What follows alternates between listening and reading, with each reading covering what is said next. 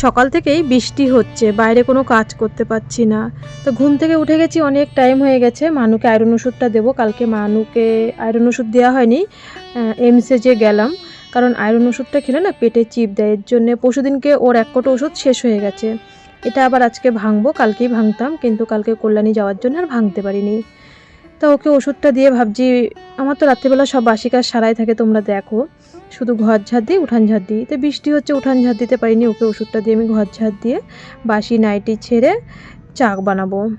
শুভ সকাল বন্ধুরা, নতুন সকালে নতুন শুভেচ্ছা জানিয়ে আরও একটি ভিডিও শুরু করলাম। আশা করি যে যেখানে আছো ভালো আছো, সুস্থ আছো, আমরাও মোটামুটি আছি তোমাদের আশীর্বাদে, প্রভুর আশীর্বাদে।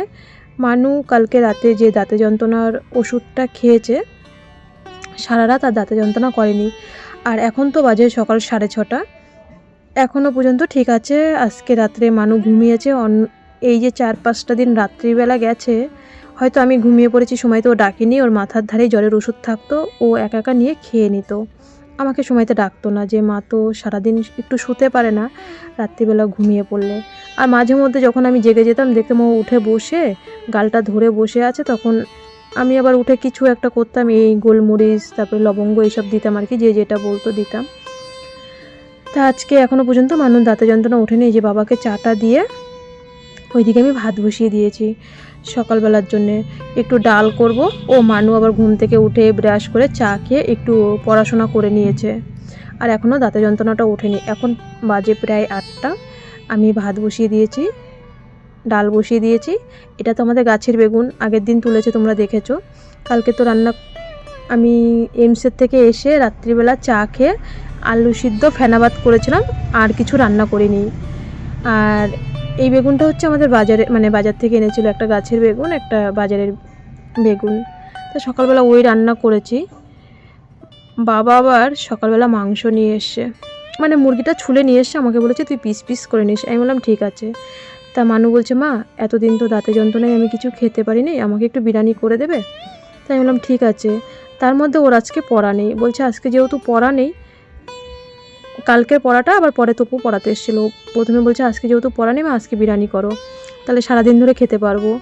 তা তপু আবার হট করে ফোন করে বললো, বোন তুই তো কালকে পড়তে পারিস নি, এমসে গেলি, আজকে তোকে কি পড়াতে আসবো? তা আমি আর না করলাম না, ও বললো ঠিক আছে দাদা তুমি চলে আসো। বাবা গেছে দুধ আনতে, মানু এদিকে বলছে আমি কেটে দিই। আমি বললাম তুই কাটতে গেলে হাত কেটে ফেলবি, আর মা কোনো বিপদ ঘটাস না। যেই কথা আমার মুখের কথা সেই মুখেই রয়ে গেছে। ও আলু কাটতে গিয়ে আর বেগুন কাটতে গিয়ে হাতের একটা জায়গায় ছাল উঠে গেছে। আর জানো তো, ওর যদি একবার রক্ত মানে ব্লিডিং চালু হয়, সে দাঁত বলো বা সারা শরীরে, ঠোঁট বলো, নাক বলো, যেখানেই বলো, বা হাত বলো, বন্ধ হয় না। ঠিক যেই কাজ সেটাই করে ফেলেছে। আমি ওকে তাড়াতাড়ি তুলে দিলাম, দেওয়ার পরে মলম লাগিয়ে দিলাম, বোরলিং না একটা কি মলম দিল, ও তাড়াতাড়ি ওটা লাগিয়ে দিলাম, আর রক্ত পড়া বন্ধ হয়ে গেল। বলে না বিপদের পর বিপদ।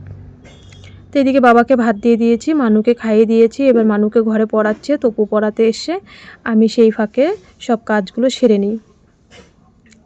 সেই মানুর বাপি পয়লা বৈশাখের দিন আমার ভিডিওতে দেখেছো তো, পয়লা বৈশাখের দিন আমাদের বাড়ি বিরিয়ানি হয়েছিল, মানুর বাপি বিরিয়ানি করেছিল, সেই কিছু অল্প একটু চাল আছে। এবার হচ্ছে বললো, হট করে বললো বোন আসবো, বললো হ্যাঁ দাদা আসো, কোনো ব্যাপার নেই। তাড়াতাড়ি করে আমি ঘরটা গুছিয়ে দিলাম, করতে গেল। আর সকালবেলা রান্না করেছিলাম বেগুন ভাজা আর ডাল, আর কিছু করিনি। সেই মানুর বাপি সেই পয়লা বৈশাখে আমাদের বাড়ি, পয়লা বৈশাখের দিন আমাদের বাড়ি বিরিয়ানি হয়েছিল, আর এর মধ্যে বিরিয়ানি হয়নি।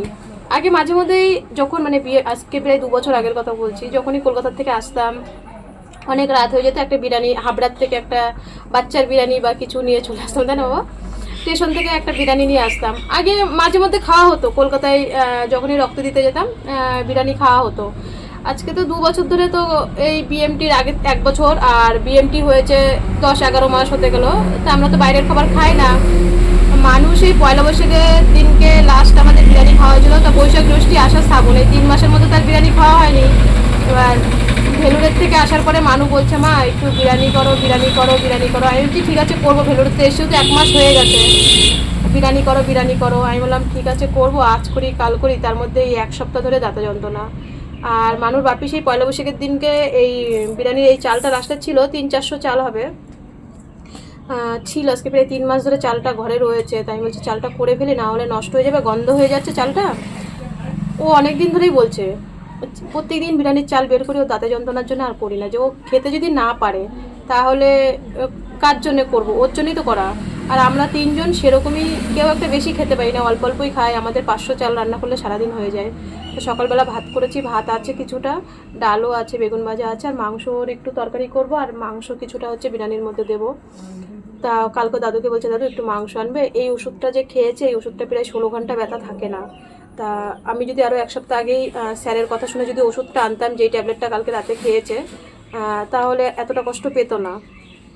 তা এই যে এই চালটা এখন বিরিয়ানি, আজকে বিরিয়ানি বানাচ্ছি। ও অনেক সে আজকে আসার থেকে বলছে মা একটু বিরিয়ানি করো, বিরিয়ানি করো, 1 মাস ধরে বলছে। সেদিনকে ভেলুর এই ইয়েতে গেলাম হাবড়ায় টিকিট কাটতে, যদি খেতে পারতো ওই দিনকেই, মানে মাঝে মধ্যে বাইরের থেকে, আমাদের তো ছেলে মানুষ নেই, কে যাবে, আর আমাদের বিরিয়ানি আনতে গেলে হাবড়া নাই নগরকুড়া মোড়ে বিরিয়ানি আনতে হয়। এবার আমরা বেশিরভাগই যখন কলকাতা থেকে আসতাম অনেক রাত হয়ে গেলে বেশিরভাগ এসে রান্না করতাম, না হলে যদি বেশি রাত হয়ে যেত 10:30 11টা বেজে যেত কলকাতা থেকে আমার আসতে আসতে, বাবা তো খেয়ে শুয়ে পড়তো। এবার আমি ওই রাত্রিবেলা এসে কী খেতাম, ওই আসার সময় হাবড়া স্টেশনে বাচ্চার বিরিয়ানি, নাম করা বাচ্চার বিরিয়ানি, ওই আসার সময় নিয়ে আসতাম, মা আমি খেতাম। প্রায় আজকে 2 বছর হয়ে গেছে আমরা বাইরের।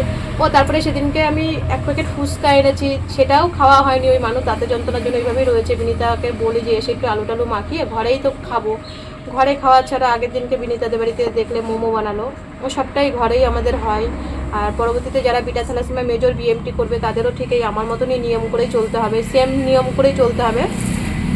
তা যাই হোক, এখন প্রায় 11:30 বেজে গেছে, মানুকে পড়িয়ে গেছে তবু মানু মশলা করে নিয়ে এসছে, আমি এইখানে সব গুছিয়ে রেখেছি, ও করবে। এদিকে কালকে জামা কাপড় রয়েছে, কল্যাণী যাওয়ার জামা কাপড়, আরও বিছানা চাদর মাদর কত জামা কাপড় রয়েছে।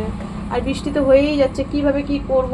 তো এখন বাসন টাসন রয়েছে সব মাজবো, মানু বিরিয়ানিটা বানাতে লাগুক। তোমাদের সাথে কথা বলে এই যে মানুর পড়িয়ে চলে গেল। আমি সব রেডি করে রেখেছিলাম, মশলা করে, মানে মশলা টশলা সব কমপ্লিট করে রেখেছিলাম, মাংসটা ধুয়ে রেখেছিলাম, মাংস কেটেছি। তার মধ্যে তো বৃষ্টি হচ্ছে, ঝাঁকে ঝাঁকে বৃষ্টি আসছে, কাজেও অসুবিধা হচ্ছে। তা মানু বলছে দাও মা আমি ম্যাগনেট করে দিই। আমি বললাম তাহলে তুই কর, আমি ওকে করে করে দিচ্ছি, সব কিছু গুছিয়ে দিচ্ছি হাতের কাছে। যতই ও করুক সেই তো আমারই করতে হচ্ছে। আচ্ছা যাই হোক, ও করবে। তা আমি বাবাকে দিয়ে টক দই আনিয়েছিলাম, বলছে মা সবটা দিও না, আমি একটু রায়তা করব, কারণ ভেলুরে তো রায়তা দেয় সব কিছুর সাথেই, হোটেলে দেখবে যেখানেই খেতে যাও, ক্যান্টিনে বা যা খেতে যাবে রায়তা দেয়। তা মানু রায়তাটা ভালোবাসে, একটু দই রেখে আর বাদবাকি দইটা দিয়ে দিয়েছি। বন্ধুরা আমার ভিডিওটা একটু মন দিয়ে শুনবে। তো আমি তোমাদেরকে বলেছিলাম যে এখন কি করব, যেহেতু মানুকে এমসে দেখেনি, তাহলে এখন কি করব।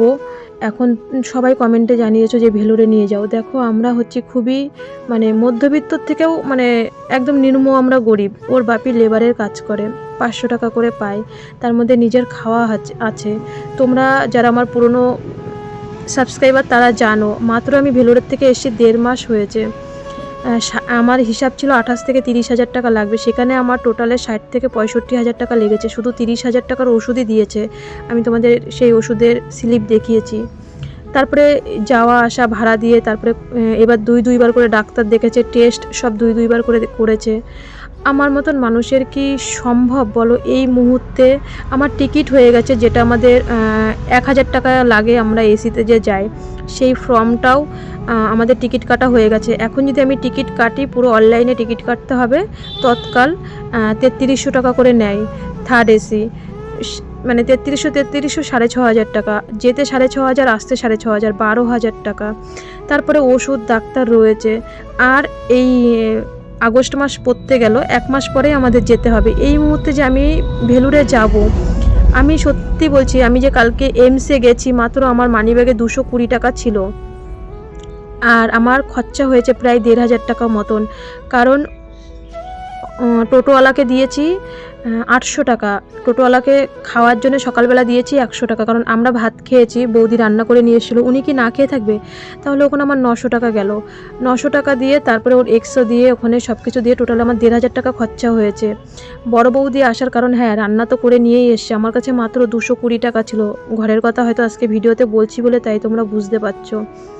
আগের দিন একটা বোন আমাকে 500 টাকা মানুকে ফল খাওয়ার জন্য পাঠিয়েছিল, সেই টাকাটা তুলে আমি নগরুকরায় যে মানুকে ডাক্তার দেখাতে গেলাম ওই দিনকে আমি টাকাটা তুলে ওখানে খরচা করে ফেলেছি। বোনকে বলেছি হ্যাঁ অবশ্যই ওর খাতা টাতা যখন লাগবে আমি এনে দেবো। আর মানুর বাপি 15 দিন পর পর পেমেন্ট পায়, 15 দিন পর পর টাকা পাঠায়, কারণ আমার 1 তারিখের থেকে 5 তারিখ অবধি আমার মাথায় প্রচুর চাপ থাকে আমার বন্ধনের কিস্তি। তোমরা জানো মানুর মাস্টারের 5,000 টাকা মাইনে আর কি। বন্ধনের কিস্তি 3 তারিখে, বাড়ির সমিতি কিস্তি 3 তারিখে, আর স্টেট ব্যাংকে আমার 15 তারিখে কিস্তি থাকে। আমি কি করে যাই? ভিডিওটা দেখার পরে কালকের অনেকেই রাত্রিবেলা ফোন করেছে যে সবাই তো কমেন্টে বলবে এই মুহূর্তে এক্ষুনি ভেলোরে চলে যাও। এক্ষুনি ভেলোরে গেলে আমার 20 থেকে 30,000 টাকা লাগবে, আমি এত টাকা কোথায় পাবো? যার কারণেই আমি এই দিকে চেষ্টা করছিলাম যে একটা মাস যাতে ওকে ভালোভাবে মানে একটু ভালো রাখতে পারি, তারপরে দেখা যাবে। তারপরে তো ভেলুরেতে যাচ্ছি, ভেলুরে একবার পৌঁছে গেলে ঠিক যেভাবেই হোক না কেন মালিক তো ভিডিও দেখবেই, মালিকের থেকে আরও 10,000 টাকা বেশি নেওয়া যাবে। মানুর বাপি সেদিনকে মালিকের থেকে না প্রথমে 5,000 টাকা নিয়েছে, তারপরে আবার 10,000 নিয়েছে। এখন 15 দিন পর পর কিছু কিছু করে কাটে টাকা, আর যতটা পারে বাড়িতে পাঠায়। আর সবাই ভাবে আমাদের মতন ছোট যারা এই প্ল্যাটফর্মে কাজ করছি আমাদের মাসে 1,000-1,500 টাকাও হয় না, কারণ আমরা কমিউনিটি পোস্টও দিতে পারবো যে আমরা কত টাকা ইউটিউব থেকে পাই। 2,000-2,500 ভিউজ হলে $1 মাত্র দেয়। কোনো দিন 30 টাকা 40 টাকাও হয়, কোনো দিন 50 টাকাও হয়। মাসে 1 থেকে 1,500 টাকার বেশি আমার ইউটিউব থেকে ইনকাম হয় না। আমি তো কোনো কাজ করি না, দোকান থেকে যেটা ইনকাম হয় সেটাই আমার সংসার চলে। তাই অনেকেই আমাকে রাত্রিবেলা কালকের ভিডিও দেখার পরে ফোন করেছে যে মুখের কথা না, ভেলুরে বললেই ভেলুরে যাব। যারা ভেলুরে যায় তারা জানে যে কত খরচা পড়ে। তা যাই হোক বন্ধুরা, এটাই হচ্ছে কথা। আমার মতন একদম নিম্ন গরিব এই মুহূর্তে আমার ভেলুরে যাওয়া কি করে যাব? তা এদিকে দেখো বিরিয়ানিটা পরে বলছি তোমাদের, বিরিয়ানিটা বানিয়ে ফেললাম। আর ওপরে ভালো কথা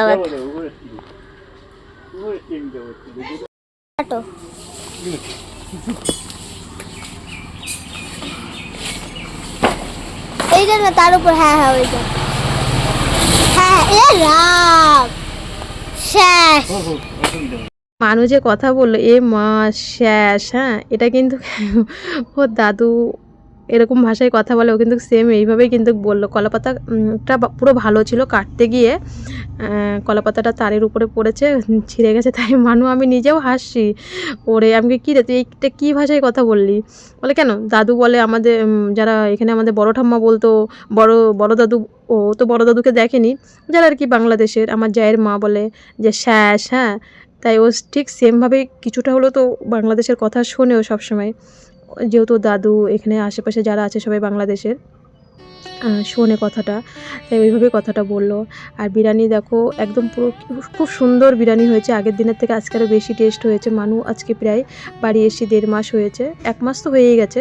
তা বলছি বিরিয়ানি করতে গরমের জন্যেই মানে করছিলাম না, তার মধ্যে দাঁতে যন্ত্রণা হাবি যাবি একটা ঝামেলা। তা ভাবলাম যে না আজকে বৃষ্টি, বাবা যখন মাংসও এনেছে, চালটা অনেক দিন ধরে ঘরে পড়ে রয়েছে, গন্ধ হয়ে যাচ্ছে চালটা, তা আজকে করে ফেলি। তা এত গরম তো বাবা আবার হাওয়া দিচ্ছে, তোমরা তো জানো বাবা ভাত 1 ঘন্টা বেড়ে রাখতে হয় তারপরে খাই, উনি গরম খেতে পারে না। ওনারা সবকটা ভাই বোনই গরম খেতে পারে না। আমার পিসি শাশুড়িও ওরকম, আমার বোন বলে আর কি ফোনে মাঝে মধ্যে। তো এইদিকে দেখো আমি দুপুরবেলা কাজ করতে পারিনি, কারণ কালকে আমি এইমসের থেকে এসে ভিডিও আমার মানে ভালো লাগছিলো না, মাথা যন্ত্রণা করছিলো, আমি ভিডিও এডিটিং করিনি, কিচ্ছু করিনি। তাড়াতাড়ি আগে খাওয়াটা মিটেই আমি ভিডিও এডিটিং করে ভয়েস দিয়ে এসে তারপরে সেই সকালের বাসি নাইটি রয়েছে, এখন স্নান করেছি সেই নাইটি রয়েছে, এখন এগুলো সব করব। আর পুরো তো অন্ধকার মনে হচ্ছে, এখন তো 3:30-4টে বাজে না, মনে হচ্ছে যেন সন্ধে লেগে গেছে, পুরো অন্ধকার হয়ে রয়েছে আকাশটা।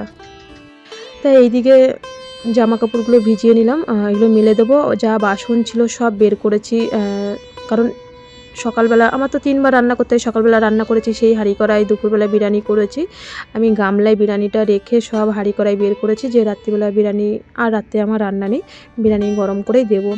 বাবাও বলছে যে তার মধ্যে বাবা কিন্তু সকালের ভাতও খেয়েছে, বিরিয়ানিও খেয়েছে দুপুরবেলা, উনি বিরিয়ানি বেশি একটা ভালোবাসেন, এর জন্য ভাত আমি একটু বেশিই করেছিলাম, ডালও ছিল। তা বাবা বলছে আমি কিন্তু রাত্রে কিছু খাবো না, আমাকে শুধু একটু চা দিবি, চা আর পাউরুটি খাবো। আমি বললাম তাহলে ঠিক আছে, যা বিরিয়ানি আছে আমার আর মানুর হয়ে যাবে, আমাদের কিন্তু আজকে সেরকম রাতে রান্নাবান্না ছিল না। তা ভেলুরের কথা যেটাই বলছিলাম, এর জন্যই আমি ভেলুরে মানে যেতে পারছি না এই মুহূর্তে। বুঝতেই পারছো আমাদের প্রত্যেকটা, এই যে আজকে 27 তারিখ হয়ে গেছে, 26-27 তারিখ হয়ে গেছে, 3 দিন পরেই মাস্টারমশাইয়ের মায়না। এবার একটা মানুষ ইনকাম করে ওর বাপি, আর ওর মামা কত টানবে, বড় মামা, এই ভেবেই তাই কেয়া কাকিমা, তারপরে রোমাদি, মানে যারা যারা ভেলুরে যায় মোটামুটি অনেকেই ফোন করেছিল যে আমরা ভেলুরে যাই, আমরা জানি যে কি ট্রিটমেন্ট আর কি মানে হিউজে টাকা যে লাগে সেটা মানে বলে বোঝাতে পারবো না। এর জন্যই আমি ভেলুরে যাওয়ার সিদ্ধান্ত এখনও নিইনি।